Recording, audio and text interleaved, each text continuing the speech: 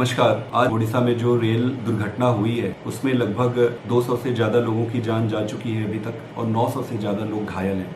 इस दुख की घड़ी में मैं सभी संतप्त और दुखी परिवार के प्रति अपनी संवेदना व्यक्त करता हूँ। मन में कई बार प्रश्न आया कि आज दुख की घड़ी में इस मुद्दे को उठाऊं या ना उठाऊं। इतना महत्वपूर्ण मुद्दा है कि आज इस मुद्दे को उठाना पड़ेगा। भारत सरकार के एजेंडे में सेफ्टी और सिक्योरिटी कहीं है ही नहीं। मैं रेलवे कमेटी का मेंबर हूँ। पिछली कमेटी के मीटिंग में मैंने ये मुद्दा उठाया था कि सरकार सबसे पहले सुरक्षा और सेफ्टी पर ध्यान दे। सरकार का पूरा ध्यान पीआर पर, दिखावे पर लगा हुआ है, सेफ्टी और सिक्योरिटी पे नहीं लगा हुआ है। एक डिवाइस होता है एंटी डीरेलमेंट डिटेक्टर डिवाइसेस। 2014 में सरकार ने ये कहा था 2014 से एंटी डीरेलमेंट डिवाइसेस सभी नेटवर्क पर लगाएंगे। इसका अभी तक कोई ब्यौरा नहीं है कि कितनी जगहों पर इन्होंने लगाया है, कितना इस पर काम हुआ है। एक और इम्पोर्टेंट चीज है जो रेलवे ट्रैक होती है उसके अपग्रेडेशन का। डीरेलमेंट को रोकने के लिए बहुत इंपॉर्टेंट होता है कि रेलवे ट्रैक्स को अपग्रेड किया जाए। तो 65,000 किलोमीटर के ट्रैक नेटवर्क में सिर्फ 37,000 किलोमीटर है जिसको इन्होंने तक अपग्रेड किया है, जो कि सिर्फ 50% है। सबसे इंपॉर्टेंट चीज होता है anti collision devices. Anti collision devices बहुत जरूरी होती है दो ट्रेनों को कोलिजन से रोकने के लिए। हमारे देश में लगभग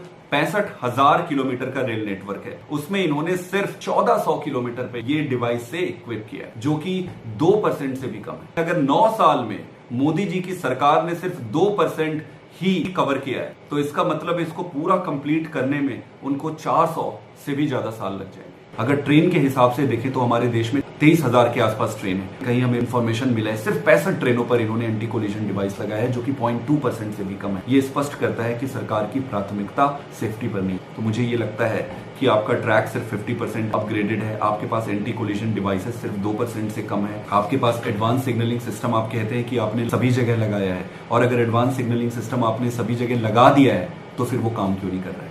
प्रश्न तो उठता है, प्रश्न पूछना बनता है। इस दुख की घड़ी में मैं प्रश्न नहीं उठाना चाहता था, लेकिन मुझे लग रहा है ये इतना जरूरी प्रश्न है, सरकार से पूछना पड़ेगा।